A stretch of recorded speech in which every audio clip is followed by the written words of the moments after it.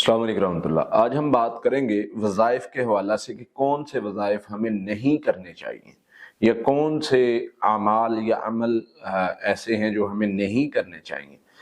बाज़ औक़ात कुछ चीज़ें बज़ाहिर हमें अच्छी नज़र आ रही होती हैं और काम नेक नज़र आ रहा होता है, लेकिन रसूलुल्लाह सल्लल्लाहु अलैहि वसल्लम ने उससे मना फरमाया है। फॉर एग्जाम्पल 3 लोग सैयदा आयशा के पास आए, किसी ने कहा जी कि नबी सल्लल्लाहु अलैहि वसल्लम की इबादत के बारे में पूछा, सैयदा ने बताया नबी सल्लल्लाहु अलैहि वसल्लम तहज्जुद भी पढ़ते हैं, रोज़े भी रखते हैं, नफली रोज़े भी रखते हैं और बाकी इबादत भी।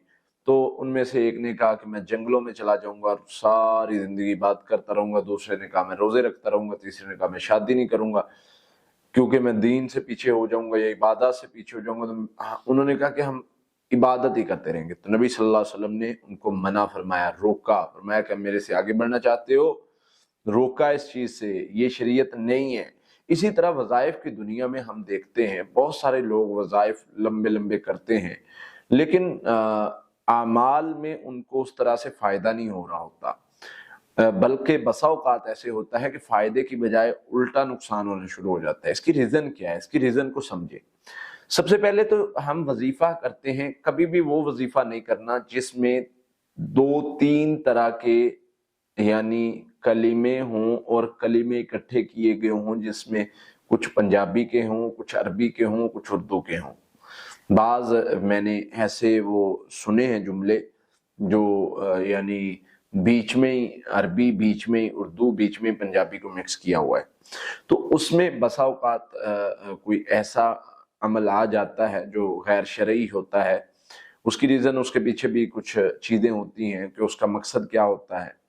फिर इसी तरह से कोई भी वजीफे को इतना रिपीट नहीं करना चाहिए और जिसका मकसद हो रिपीट करने से कोई जिन आएगा या कोई मुवक्किल आएगा या मुवक्किल मुझसे मिलेगा या कोई मुवक्किल की मुलाकात होगी या जिन से मुलाकात होगी।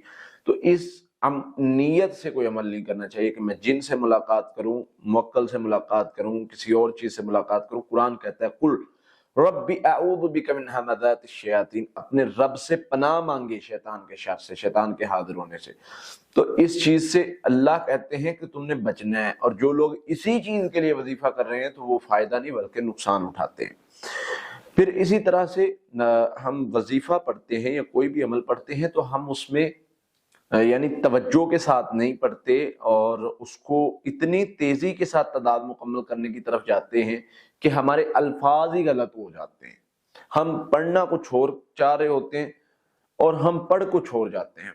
दुरूद शरीफ पढ़ते हैं अल्लाहुम्मा सल्ली अला मुहम्मद व अला आलि मुहम्मद, मैंने बहुत सारे लोगों को सुना है अल्लाहुम्मा सल्ली अला ला मुहम्मद व अला आलि मुहम्मद ऐसे पढ़ते हुए। अब उससे क्या होता है, वो अला की जगह ला पढ़ जाते हैं।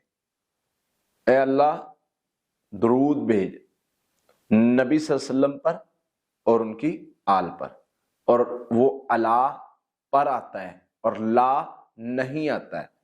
अब अला जब पढ़ेंगे तो वो सही होगा कि नबी सल्लल्लाहु अलैहि वसल्लम और उनकी आल पर, अल्लाह रहमत नाज़िल कर नबी सल्लल्लाहु अलैहि वसल्लम और उनकी आल पर। लेकिन जब आप कहते हैं कि अल्लाह ना रहमत नाज़िल कर, तो फिर उसका फायदा होगा। तो यही छोटी छोटी चीजें होती हैं कि अमल को, वजीफे को, जिक्र को तवज्जो के साथ क़यामत के दिन गिना नहीं जाएगा। याद रखें, वजीफों को कोई भी आप अमल करते गिनती नहीं होनी, उसका वजन होना है। और वजन वो वजनी तभी होगा जब आप तवज्जो के साथ, मोहब्बत के साथ किसी भी अमल को करते हैं। और इसी तरीके से इलाज में, दूसरे मामलात में भी वजीफा वही फायदेमंद होता है जिसको तवज्जो के साथ, मोहब्बत के साथ और आराम आराम से पढ़ा जाए, फोकस के साथ, वो बहुत ज्यादा फायदेमंद होता है। इसके अलावा जो भी हम मामला दूसरे करते हैं उसमें फिर फायदे की बजाय हमें नुकसान की तरफ मामला चल जाते हैं। तो इसलिए इस चीज को समझे। अल्लाह ताला से दुआ है अल्लाह ताला हमें समझने और अमल करने की तौफीक अता फरमाए। अस्सलाम वालेकुम।